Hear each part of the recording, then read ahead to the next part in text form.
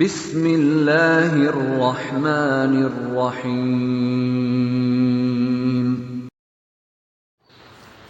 السلام علیکم ورحمۃ اللہ وبرکاتہ۔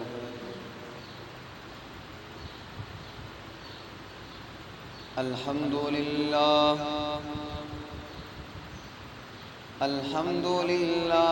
نحمده ونستعینه ونستغفره، من يهده الله فلا مضل له ومن يضلل فلا هادي له، وأشهد أن لا إله إلا الله وأشهد أن محمدا عبده ورسوله،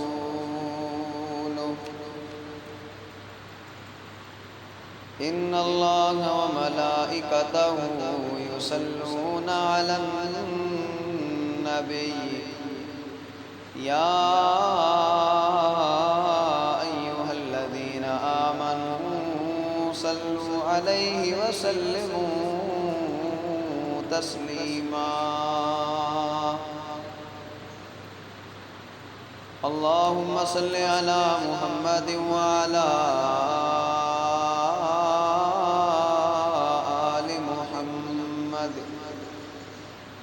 كما صليت على إبراهيم وعلى آل إبراهيم إنك حميد مجيد، اللهم بارك على محمد وعلى آل محمد كما باركت على إبراهيم وعلى آل إبراهيم إنك حميد مجيد، أما بعد فإن أصدق الحديث كتاب الله، وخير الهدي هدي محمد صلى الله عليه وسلم، وشر الأمور محدثاتها، فإن كل محدثة بدعة، وكل بدعة ضلالة، وكل ضلالة في النار۔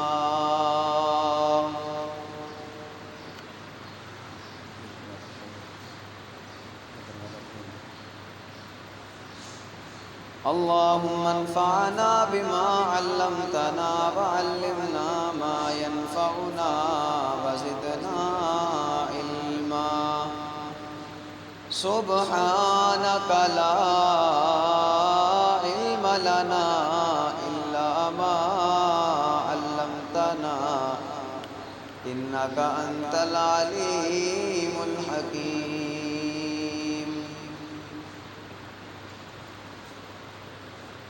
أعوذ بالله من الشيطان الرجيم، بسم الله الرحمن الرحيم، يا أيها الناس اتقوا ربكم الذي خلقكم من نفس واحدة، وخلق منها زوجها، وبث منهما رجالا كثيرا ونساء، واتقوا الله الذي تساءلون به والأرحام، إن الله كان عليكم رقيبا، يا أيها الذين آمنوا اتقوا الله حق تقاته ولا تموتن إلا وأنتم مسلمون، وقال تعالى في القرآن المجيد والفرقان الحميد، شهر رمضان الذي أنزل فيه القرآن هدى للناس هدى للناس وبينات من الهدى والفرقان فمن شهد منكم الشهر فليصم ومن كان مريضا أو على سفر فعدة من أيام أخر يريد الله بكم اليسر ولا يريد بكم العسر ولتكملوا العدة ولتكبروا الله على ما هداكم ولعلكم تشكرون.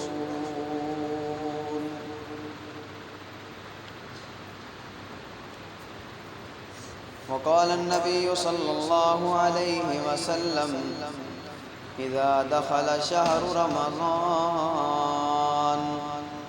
فتحت أبواب السماء وغلقت أبواب جهنم وسلسلت الشياطين أو كما قال رسول الله صلى الله عليه وسلم.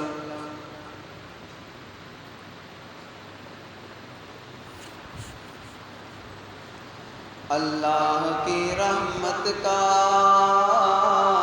ہے یہ خزینہ، اللہ کی رحمت کا ہے یہ خزینہ، عظمتوں برکتوں رحمتوں کا مہینہ. اے ماہ رمضان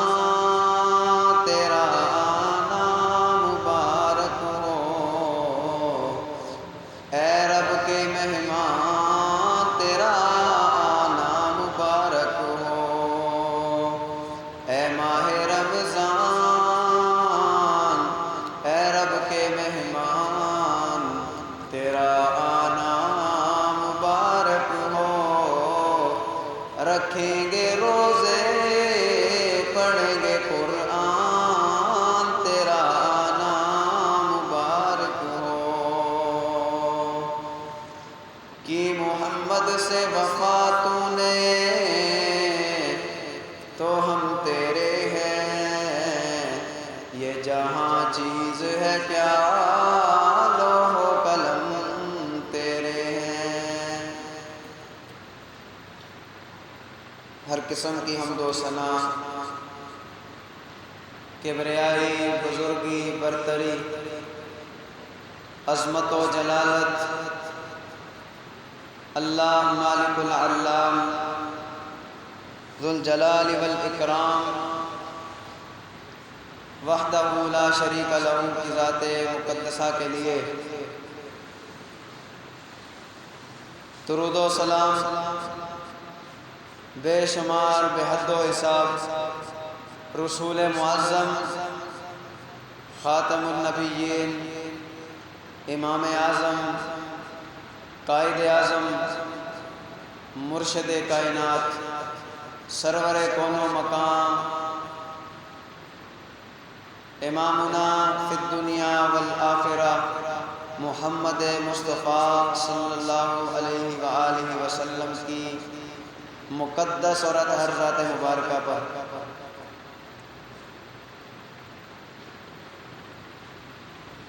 یہ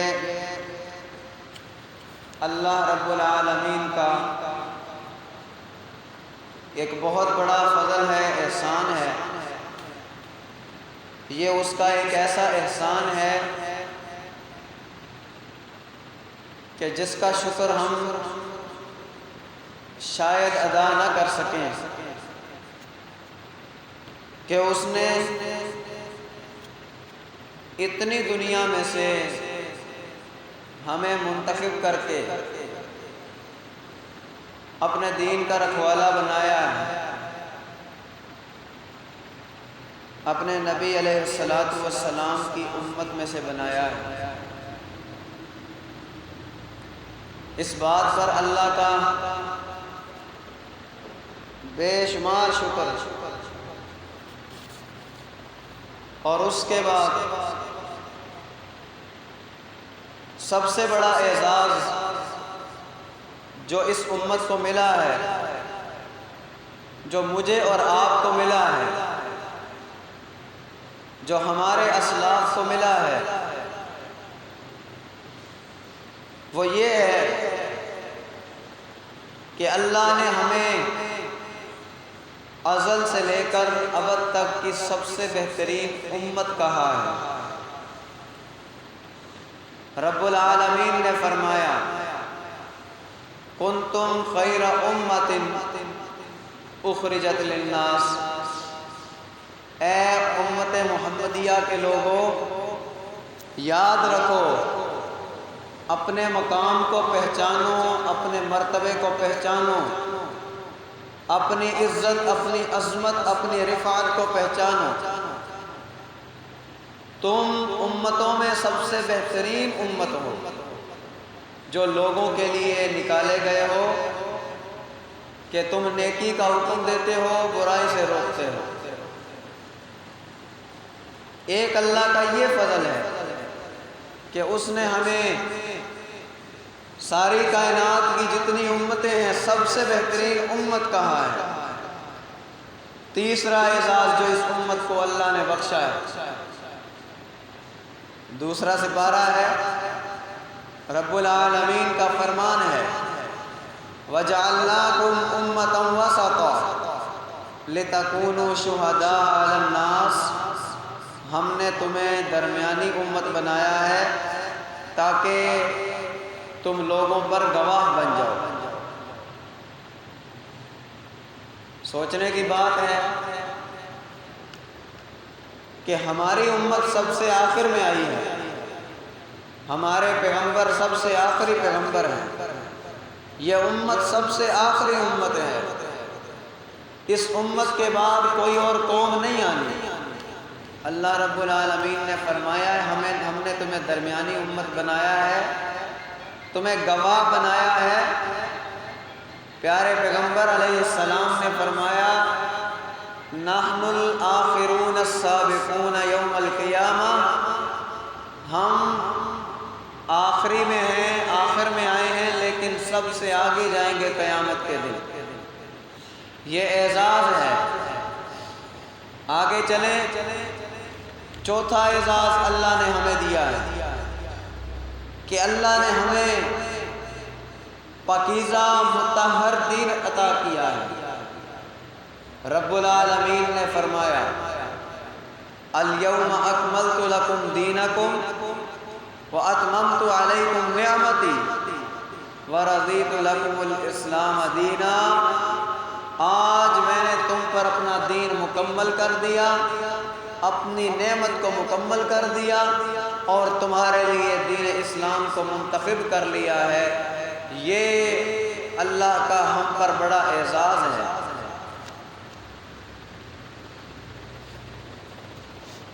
آگے بھی بہت سارے اعزازات اس امت کو ملے ہیں جن کا ذکر ہوتا رہے گا، لیکن اس کے بعد ایک اور اعزاز کا ذکر میں کرنا ضروری سمجھتا ہوں جو اللہ نے ہمیں عطا کیا ہے۔ رسول کریم کی شکل میں ہمیں ایک لیڈر عطا کیا، ایک رہبر عطا کیا، ایک مرشد عطا کیا، ایک قائد عطا کیا، ایک امام دیا، ایک مقتدا دیا، ایک مصلی دیا، تاکہ یہ امت اپنے اختلافات کو چھوڑ کر، دوسری چیزوں کو چھوڑ کر آپس میں اماموں پہ لڑنے کے بجائے ایک امام پر اکٹھی ہو جائے، اور وہ امام بھی ایسا ہے کہ دنیا اسے امام مانتی ہے، اللہ نے اسے امام بنا کر بھیجا ہے۔ اس محمد کریم صلی اللہ علیہ وسلم کو اللہ نے ایک ذمہ داری دی جو کہ ہماری ذمہ داری تھی، ساری کی ساری امت کی ذمہ داری اللہ نے رسول کریم کو دی اور کہا یہ لوگ ہیں، ان کو تم نے میرا پیغام پہنچانا ہے، ان کو تم نے حق بات پہنچانی ہے، ان کو تم نے راہ ہدایت پر لانا ہے۔ اور اللہ کا شکر ہے کہ پیارے پیغمبر علیہ السلام کی اس دعوت کے نتیجے میں ہم اس وقت مسلمان کہلاتے ہیں، اور اللہ کے رسول صلی اللہ علیہ وسلم کو جو اللہ نے سب سے بڑا تحفہ عطا کیا، جو اللہ نے سب سے بڑا اعزاز عطا کیا ہے، وہ کلام مقدس ہے، کتاب قرآن مجید ہے، جو ازل سے لے کر ابد تک اس امت محمدیہ کی خیر اور بھلائی کا سرچشمہ ہے۔ جو شخص زندگی میں کامیاب ہونا چاہتا ہے وہ قرآن کا مطالعہ کرے، جو اپنی زندگی میں کامیاب ہونا چاہتا ہے وہ قرآن کا مطالعہ کرے۔ اور اس قرآن مجید کو نازل کرنے والی ذات کون سی ہے؟ ذرا اسی چیز پر ہم غور کریں۔ اس قرآن کو نازل کرنے والی ذات ساری کائنات کا مالک ہے، وہ ہستی ساری کائنات کا بادشاہ ہے، اسے کوئی پوچھنے والا نہیں ہے کہ کس کو نبی کب کیوں بنایا، لیکن وہ سب سے پوچھ سکتا ہے۔ اس اللہ رب العالمین نے اس کلام مقدس کو نازل کیا، اس کتاب کو لانے والا کون ہے؟ جس طرح اس کتاب کو بھیجنے والا پوری کائنات کا مالک ہے، سردار ہے، بادشاہ ہے، اس کتاب کو لانے والا بھی سید الملائکہ ہے، فرشتوں کا بادشاہ ہے، فرشتوں کا سردار فرشتہ ہے، روح الامین جس کا لقب ہے۔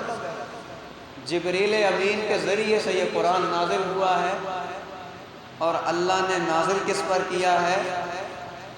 جو نبیوں کا بادشاہ ہے، جو سید الانبیاء ہے، جو انبیاء کا بادشاہ ہے، سردار ہے، جو سارے انبیاء کا امام ہے، نازل ہوا ہے اس کے دل پر۔ کب نازل ہوا ہے؟ اس مہینے میں نازل ہوا ہے جو مہینہ مہینوں کا سردار ہے، رمضان المبارک کے مہینے میں نازل ہوا ہے۔ کس رات میں نازل ہوا ہے؟ اس رات میں نازل ہوا ہے جو رمضان کی ساری راتوں کی سردار رات ہے، لیلۃ القدر میں رات نازل ہوا ہے۔ کہاں پر نازل ہوا ہے؟ غار حرا میں نازل ہوا ہے۔ کون سا غار حرا؟ وہ شہر کون سا ہے؟ دنیا کے جتنے شہر ہیں سب کا بادشاہ شہر جو ہے وہ مکہ ہے، اور مکہ کی وادیوں کے اندر یہ قرآن مجید نازل کیا ہے۔ بتانے کا مقصد یہ ہے کہ اللہ نے ہمیں بہت زیادہ اعلیٰ مقام عطا کیا، ہم ہر چیز میں اول ہیں۔ اللہ نے اس قرآن مجید کو رمضان المبارک میں نازل کیا ہے۔ قرآن کا مقصد کیا ہے؟ یہ ایک بہت لمبی بات ہے کہ قرآن کو ہم نے پہچانا نہیں ہے۔ قرآن آیا کس لیے تھا؟ ہم نے کیا کیا؟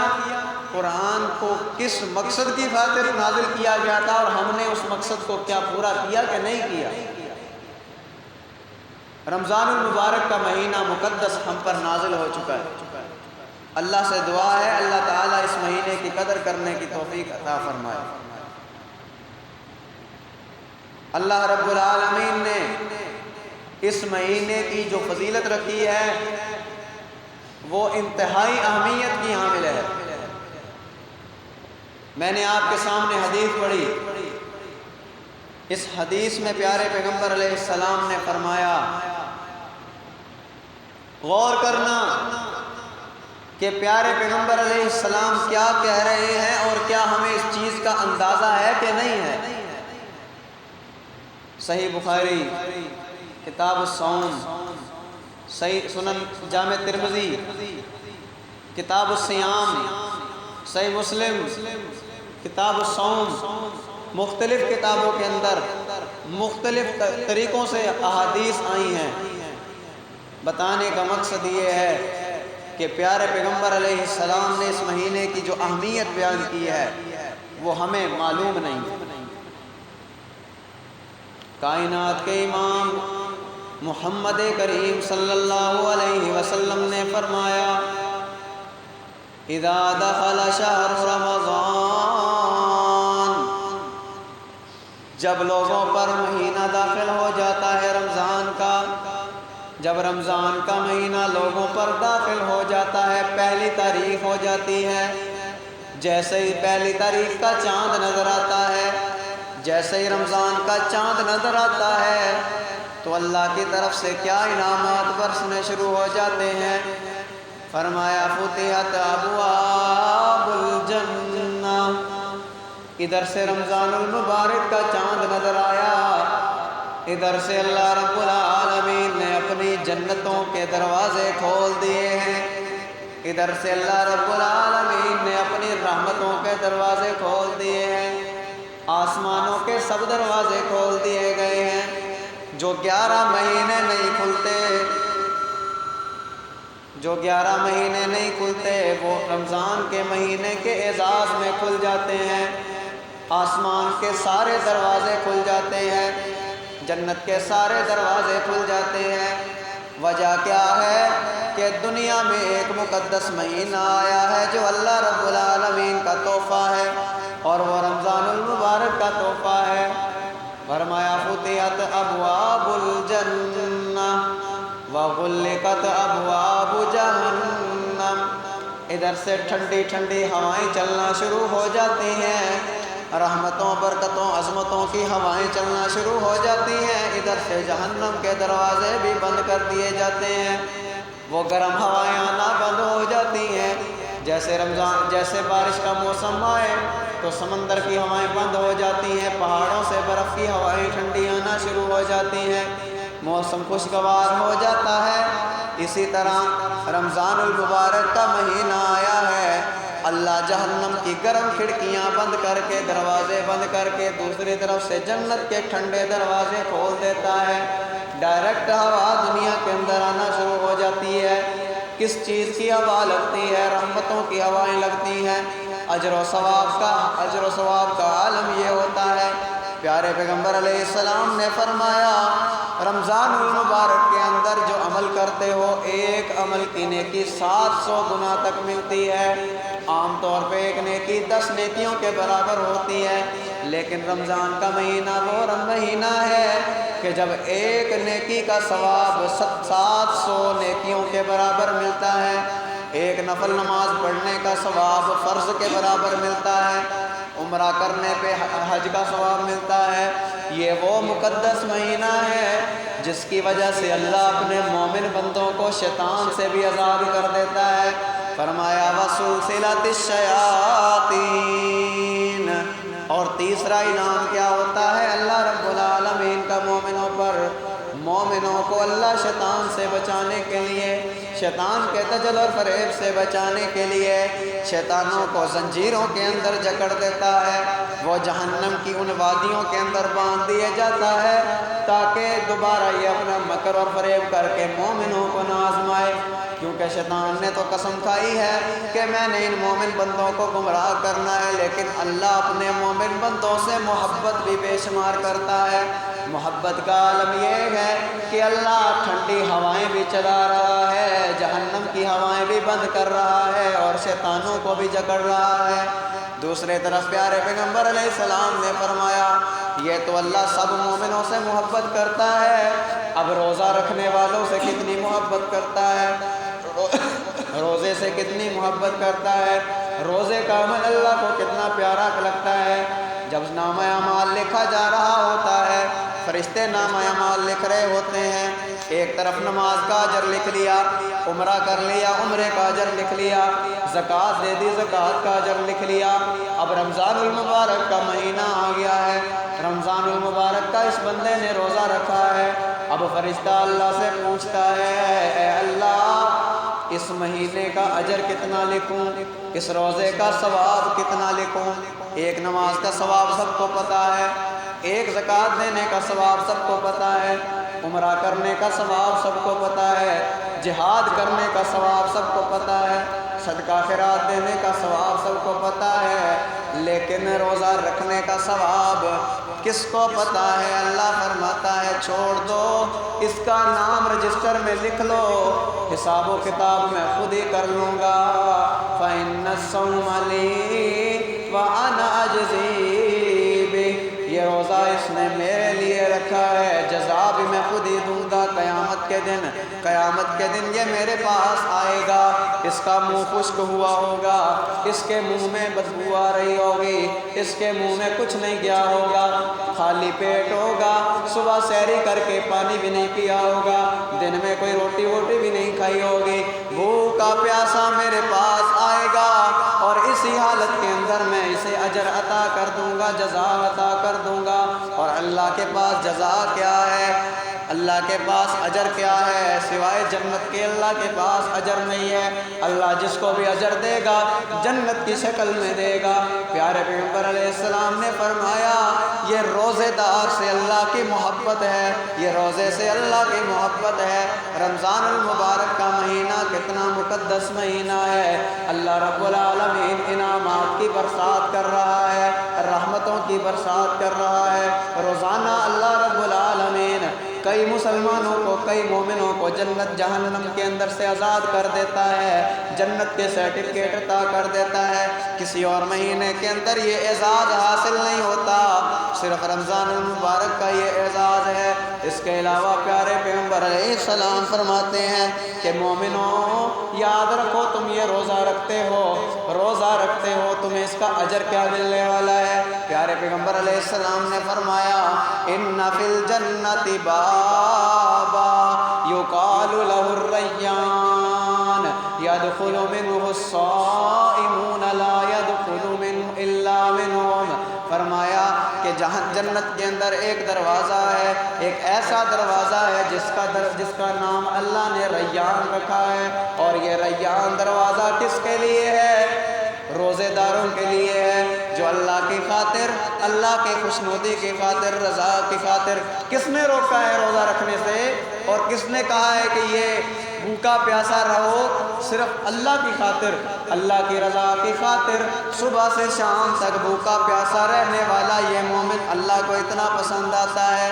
فرمایا وہ جنت کا دروازہ اللہ نے خاص کر کے رکھا ہے، قیامت کا دن ہوگا، پکارا جائے گا کہاں ہے روزے دار جنہوں نے دنیا میں 30 دن کے روزے رکھے تھے، 11 مہینے کھاتے پیتے رہے، لیکن ایک مہینہ اللہ کی خاطر حلال چیزوں کو بھی چھوڑ دیا۔ کیوں بھئی فروٹ حلال ہے کہ نہیں حلال ہے، چائے حلال ہے کہ نہیں حلال، دودھ حلال ہے کہ نہیں، لیکن ہم اس وقت کھا پی نہیں سکتے۔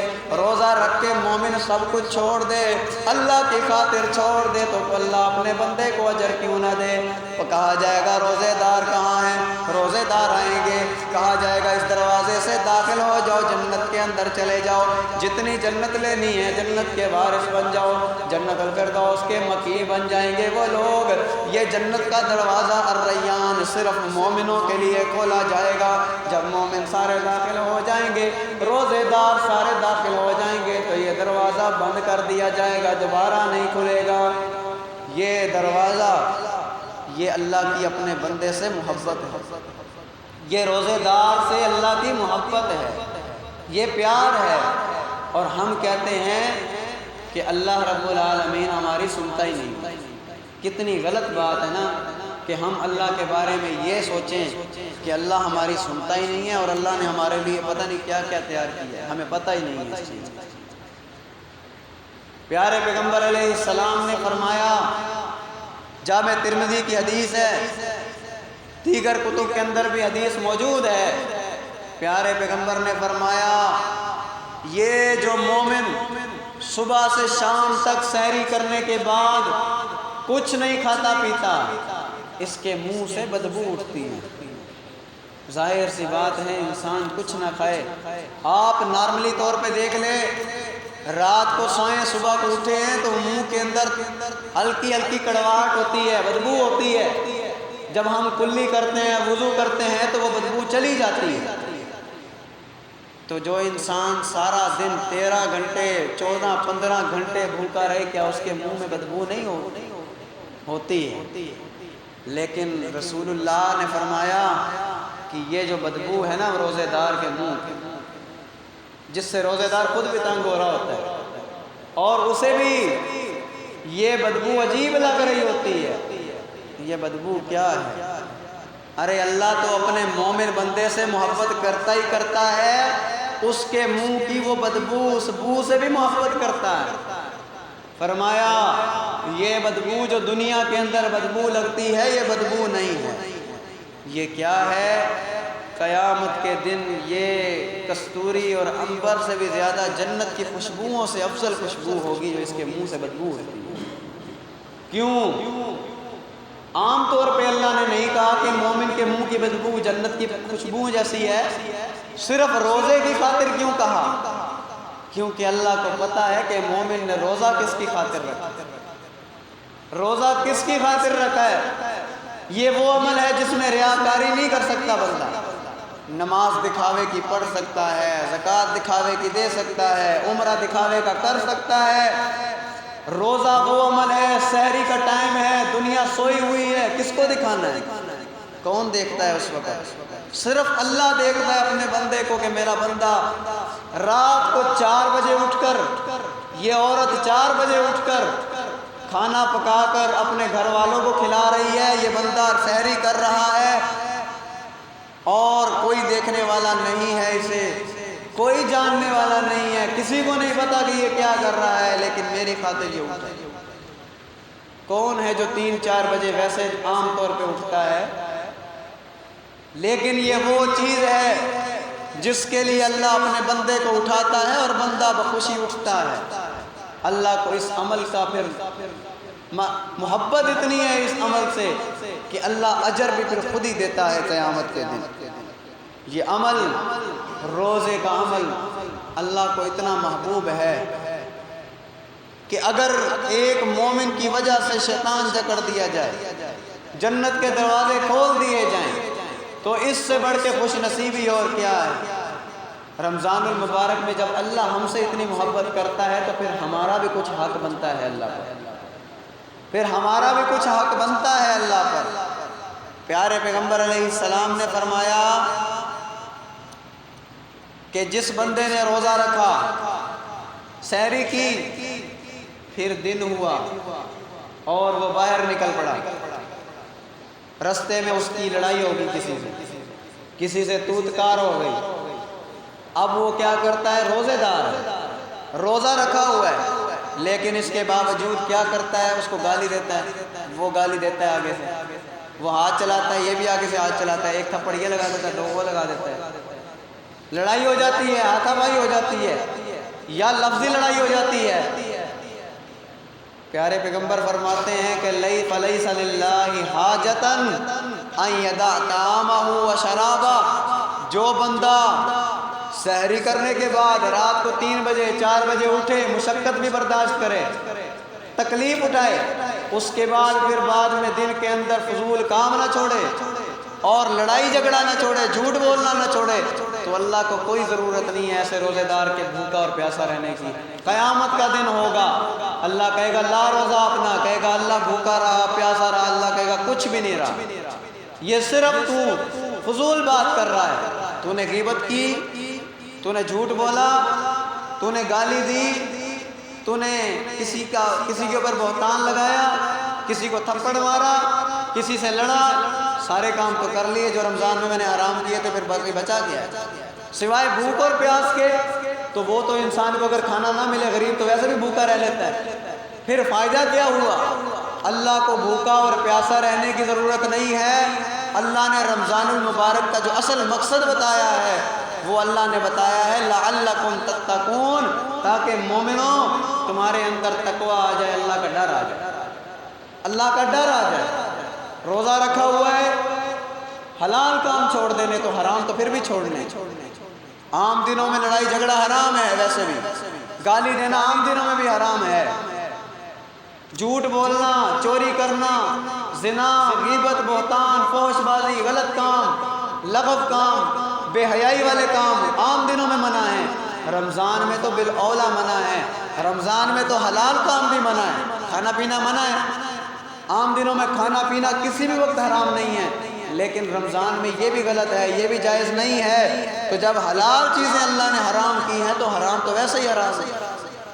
اپنے روزے کی حفاظت، اللہ کے رسول صلی اللہ علیہ وسلم نے فرمایا کتنے ایسے روزے دار ہیں دنیا میں، ایسے بہت سے روزے دار ہیں، اللہ کے رسول نے فرمایا خود، کہا کہ دنیا میں ایسے بہت سے روزے دار ہیں جو صبح کو سحری کرتے ہیں، شام کو افطاری بھی کرتے ہیں مومنوں کے ساتھ بیٹھ کر، سارا دن گزارتے ہیں، لیکن دن میں گالی بھی دیتے ہیں، بہتان بھی باندھتے ہیں، چوریاں بھی کرتے ہیں، جھوٹ بھی بولتے ہیں، لڑائی ہو جائے تو آگے سے ہاتھا پائی بھی کرتے ہیں، یہ سارے کام کرتے ہیں۔ فرمایا یہ کتنے ہی لوگ ایسے ہیں جو روزے دار ہونے کے باوجود اپنے روزے کو نہیں بچا پاتے، قیامت کے دن سوائے بھوک پیاس کے کچھ نہیں ملے گا۔ اب بندہ پوچھتا ہے کہ جناب اگر مجھ سے کوئی لڑتا ہے رمضان کے اندر، میں نے روزہ رکھا ہوا ہے، مجھ سے کوئی لڑتا ہے تو میں کیا کروں؟ اگر نہ اس سے لڑائی کروں تو پھر میں کیا کروں؟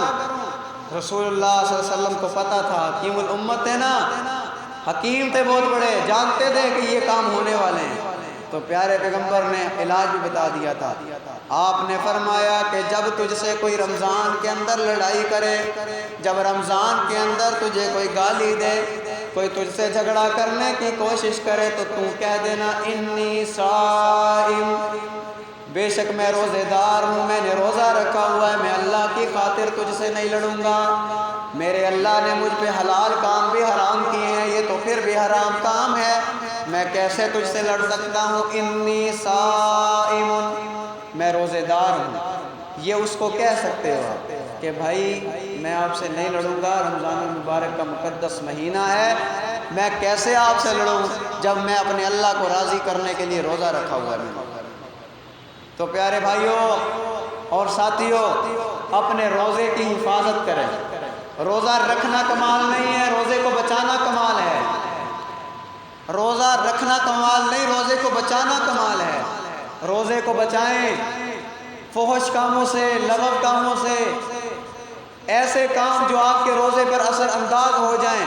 کہیں ایسا نہ ہو کہ قیامت کا دن ہو، باب الریان سے جنتی داخل ہو رہے ہوں، اور خدا نخواستہ ہم میں سے کوئی اس مصیبت میں گرفتار ہو جائے، اللہ کہہ دے کہ تو نے تو گالیاں بھی دی، تو نے تو فضول کام بھی نہ چھوڑے، تیرے روزے کا کیا فائدہ؟ تیرا بھوکا پیاسا رہنے کا کیا فائدہ جب تو نے میری بات ہی نہیں مانی؟ جیسے ایک والد اپنے بچے کو کہے کہ بچہ یہ کام نہیں کرنا، اور بیٹا وہ کام کر دے اور اس کے بعد آ کے معافیاں مانگنا شروع کر دے، تو والد کہتا ہے کہ ابھی کر تو لیا ہے، ابھی مجھ سے معافیاں کس چیز کی مانگ رہا ہے؟ اب کام کر تو لیا ہے، اب مجھے کیا بتا رہا ہے؟ تو کہیں ایسا نہ ہو خدا نخواستہ اللہ کہہ دے کہ روزہ بھی رکھا، راتوں کو اٹھا دیر سے پہلے، فجر سے 2 گھنٹے پہلے اٹھ کے سحری بھی کی، کھانا بھی کھایا، نفل بھی پڑھے، سب کچھ کیا، پر دن کے اندر وہی کام کیے، دکاندار ہے تو وہی ملاوٹ، وہی فراڈ، وہی جھوٹ، وہی کاروبار کے اندر ناپ تول کے اندر کمی، وہی کام، عام بندہ ہے، استاد ہے تو وہ جھوٹ، شاگردوں سے، شاگرد ہے تو استادوں سے جھوٹ، بچہ ہے تو اپنے والدین سے جھوٹ، عام بندہ ہے تو وہ باہر عام معاملات میں جھوٹ، مزدور ہے تو اپنے مستری سے جھوٹ، وہی کام تو دوبارہ چل رہے ہیں، تو پھر اللہ کو بھوک پیاس کی کیا ضرورت ہے؟ اس لیے اپنے روزے کو بچائیں، روزوں کی حفاظت کریں۔ اللہ رب العالمین سے دعا ہے اللہ تعالی عمل کرنے کی توفیق عطا فرمائے، ہمیں اس مہینے کی قدر کرنے کی توفیق عطا فرمائے۔ انشاءاللہ اس رمضان المبارک کے مزید فضائل بھی اور قرآن مجید کے فضائل بھی آئندہ بیان کیے جائیں گے۔ دعا ہے اللہ رب العالمین حق سچ بیان کرنے کی توفیق عطا فرمائے۔ اقول قولی ھذا استغفر اللہ لی ولکم وسائر المسلمین وآخر دعوانا ان الحمد للہ رب العالمین۔